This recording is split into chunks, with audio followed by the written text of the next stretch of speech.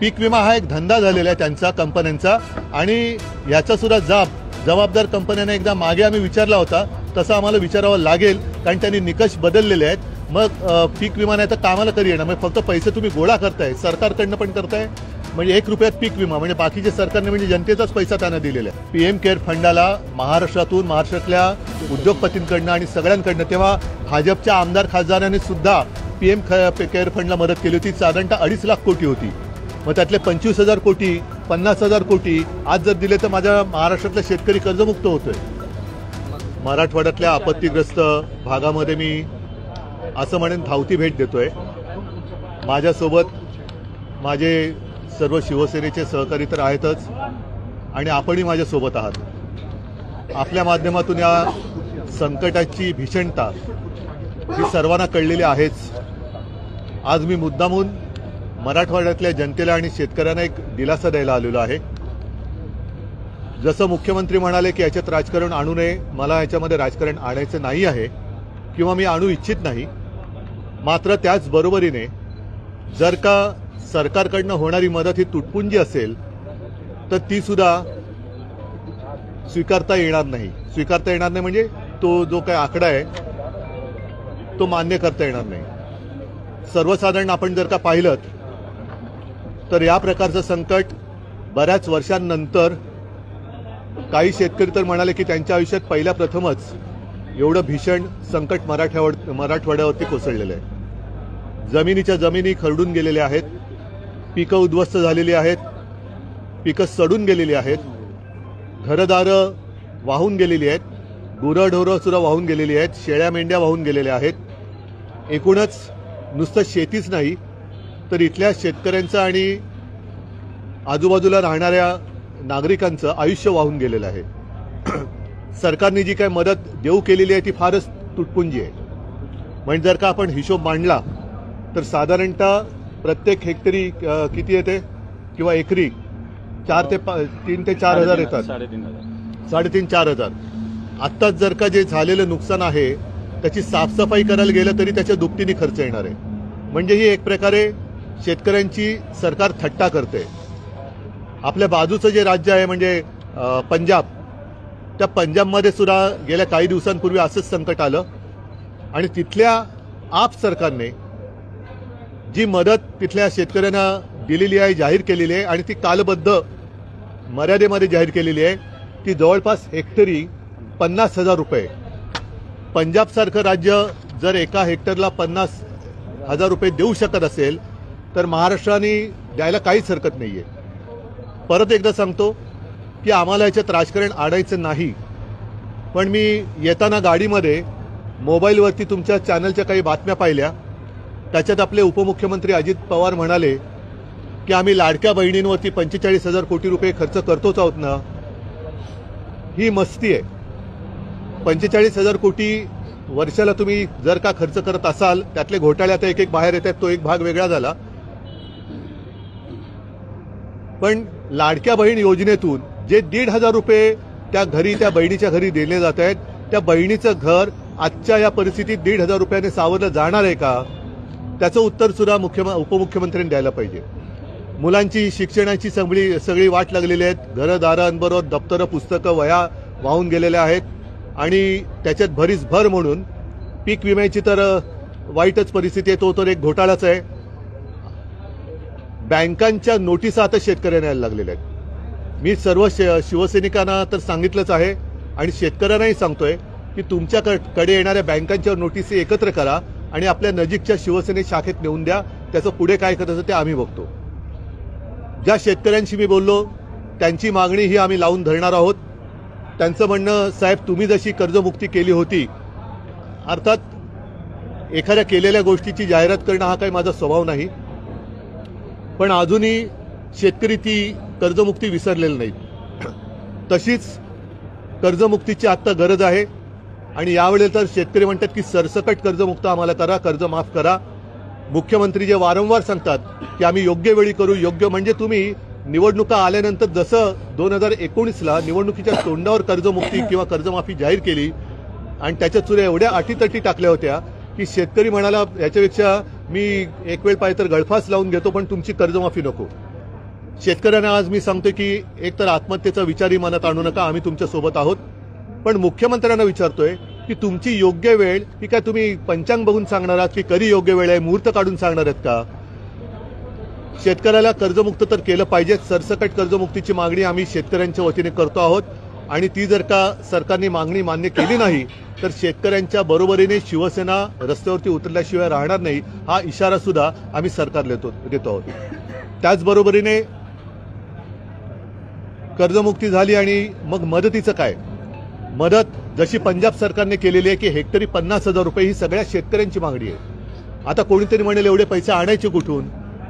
हा एक धूळफेकीचा प्रकार आहे. केंद्र सरकारने खरं म्हणजे मदत केली पाहिजे.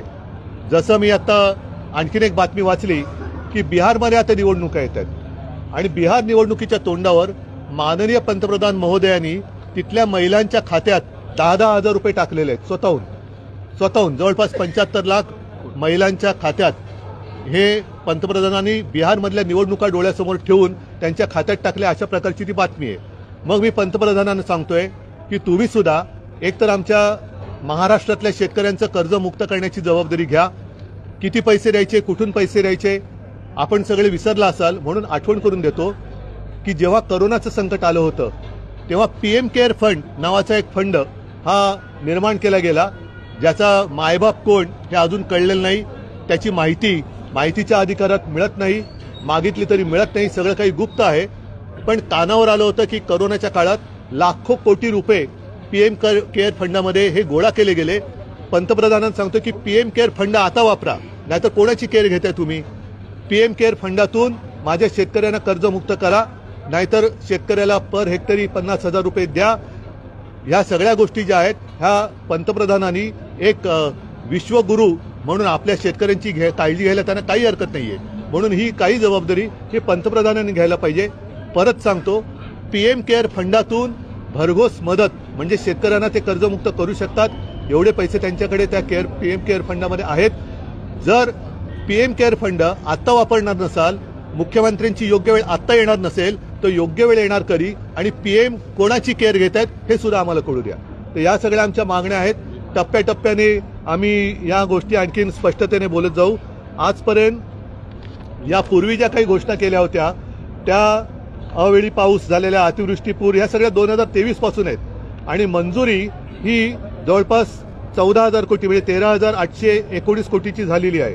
आता याच्यामध्ये आले किती कोटी रुपये, त्याच्यात आत्ताचे परत हे 2200 कोटी प्रत्यक्ष आले किती रुपये, की शेतकऱ्यांना किती पैसे मिळाले, हाही सुद्धा ह्याचाही एक पंचनामा केला गेला पाहिजे.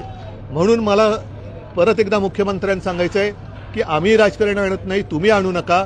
घोषणा फार तुटकी केलेली आहे, त्रोटक घोषणा तुम्ही केलेली आहे, ती आणखीन मोठ्या प्रमाणावरती व्हायला पाहिजे आणि घोषणा केल्यानंतर ती हवेत विरून न जाता, कागदावर न राहता तुमचे सरकारचे जे काही अधिकारी आहेत ते जर का आडमुठेपणाने वागले तर त्यांच्याबद्दल सुद्धा शिवसैनिक त्यांना जाब विचारल्याशिवाय राहणार नाही. म्हणून विनासायास शेतकरी आजच संकटात आहे, खचून गेलेला आहे, त्याला आत्ता धीर देण्याची गरज आहे. आत्ता तुम्ही धीर द्यावा अशी आमची मागणी आणि अपेक्षा आहे. एकनाथ शिंदे असं म्हणाले की तुम्ही पाहणी करून काय मदत वाटप करणार आहे का, अशी खिल्ली उडवली सर त्यांच्या. ती एक बेनामी कंपनी आहे त्यांचा पक्ष, म्हणजे त्यांच्या बोलण्याला मी काय अर्थ हे देत नाही. जे स्वतःची जाहिरातबाजीमध्ये मशगूल आहेत अशा लोकांना मी किंमत देत नाही. परत एकदा सांगतो की पीएम केअर फंडातून शेतकऱ्यांना कर्जमुक्त करू शकतात, एवढे पैसे त्याचे पटीने पीएम फंडामध्ये पैसे आहेत, तर पंतप्रधान ती जबाबदारी घ्यावी. तुम्ही म्हणताय ते असं की अजित पवार असं म्हणाले की सगळी सोंग करता येतात पण पैशाचं सोंग करता येत नाही. हे जर त्यांना माहिती आहे तर ज्याप्रमाणे ते सोंग करून उपकार केल्याच्या आवेशामध्ये सांगतायत लाडक्या बहिणीबद्दल, तर मला त्यांना सांगायचं की मी तुम्हाला मार्ग पण दाखवतोय. पीएमकडे जा, तुमचं डबल इंजिनचं सरकार आहे, त्यांनी नुसता धूर सोडू नका, तर पंतप्रधानांकडे जाऊन पीएम केअर फंडातून पैसे घेऊन या. राज्याच्या मुख्यमंत्र्यांना एका शेतकऱ्यानं प्रश्न विचारला की पाठीमागच्या मदतीचं काय, मुख्यमंत्री म्हणाले की राजकारण करू नका. तर दुसरीकडे अजित पवार असं म्हणतात की 45,000 कोटी रुपये आहे ते आम्ही लाडक्या बहिणीवरती खर्च करतो. एका शेतकऱ्यानं प्रश्न विचारल्यावरती दादा असं म्हणाले की त्याला मुख्यमंत्री करा ना, बरा पडेल तो, कारण त्याला दुःख तो भोगतोय, त्याला त्याचं दुःख माहिती आहे. तुम्ही म्हणून मी म्हटलं ना, लाडकी बहीण करताय, त्या लाडक्या बहिणीचं घर 1,500 रुपये पर महिना यांनी सावरलं जाणार आहे का? आत्ता मुलाबाळांचं जे नुकसान झाले शिक्षणाचं फी माफ होणार आहे का? त्याच्यानंतर ज्यांची जमीन खरडून गेलेली आहे 5-5 वर्ष लागतील काही जमीन परत ती त्या अवस्थेत आणायला, खर्च निघणार कसा? आता सगळं पीक गेल्यानंतर केवळ हाच हंगाम नाही, पुढचा हंगाम सुद्धा आता धोक्यात आलेला आहे. हे एवढं डोक्यावरचं कर्ज हे लाडक्या बहिणीच्या 1500 रुपयांनी भागलं जाणार आहे का? ह्याचं उत्तर हे अजितदादांनी द्यावं आणि मग त्यांना काय खेळायचं असेल ते खेळू द्या. टाइम बॉन्ड काहीतरी असलं पाहिजे की किती दिवसामध्ये या शेतकऱ्यांपर्यंत मदत मिळाली पाहिजे, तसं तुम्ही दिवाळीच्या टाइम बॉन्ड आवाहन करता की एवढ्या माझी अपेक्षा आहे दिवाळीच्या आत, कारण मुख्यमंत्र्यांनी काल तसं घोषणा केलेली आहे, दिवाळीच्या आत मी दिवाळीच्या नंतर परत एकदा मराठवाड्यामध्ये येणार तर आहेच, पण शेतकऱ्याला जर का या सरकारने कर्जमुक्त केलं नाही तर कर्जमुक्तीसाठी शेतकऱ्याच्या खांद्याला खांदा लावून शिवसेना रस्त्यावरती उतरल्याशिवाय राहणार नाही. सरसकट म्हणताय मात्र आकडा काही सांगत नाहीये, पैशांचं काही बोलत कोण? नाही. मुख्यमंत्री फक्त मदत देऊ इतकंच बोलतात. नाही, म्हणूनच की आता हे राजकारण करत नाहीत असं मला वाटतं, पण त्यांनी त्याच्यात स्पष्टता आणावी आणि कर्जमुक्ती जसं मी कालबद्ध स्वरूपामध्ये ती केली होती, करोना असताना सुद्धा केली होती, कालबद्ध होती, तसं तुम्ही कालबद्ध एक तारीख जाहीर करा की या तारखेपासून या तारखेपर्यंत एवढं कर्जमुक्त आम्ही शेतकऱ्यांना करून टाकू. पण ते कालबद्दही सांगत नाही, स्वरूप पण सांगत नाहीत, नेमकं आम्ही काय करणार? आता त्यांच्या प्रश्नाची उत्तर मी कशी देऊ? पण तुम्ही काय मी- त्यांना सूचना करा, कारण मी त्यांना सूचना केलेली आहे, की कालबद्ध कार्यक्रम आखा, पंचनाम्याचं थोतांड करू नका. जसं स्वतःच्या जाहिरातबाजीवरती तुम्ही हजारो कोटी रुपये उधळले त्याचा पंचनामा जनता करते, त्याच्यामुळे ह्या पंचनाम्याच्या शुल्ककाष्ट किंवा काय असतं त्याच्यामध्ये जनतेला अडकवू नका. विनासायास त्यांना मदत द्या, कारण शेतकरी आज खचलेला आहे. अनेकांची, काही जणांची घरं वाहून गेलेत, काही शेतकरी नाही आहेत पण त्यांची सुद्धा घरं वाहून गेलेत.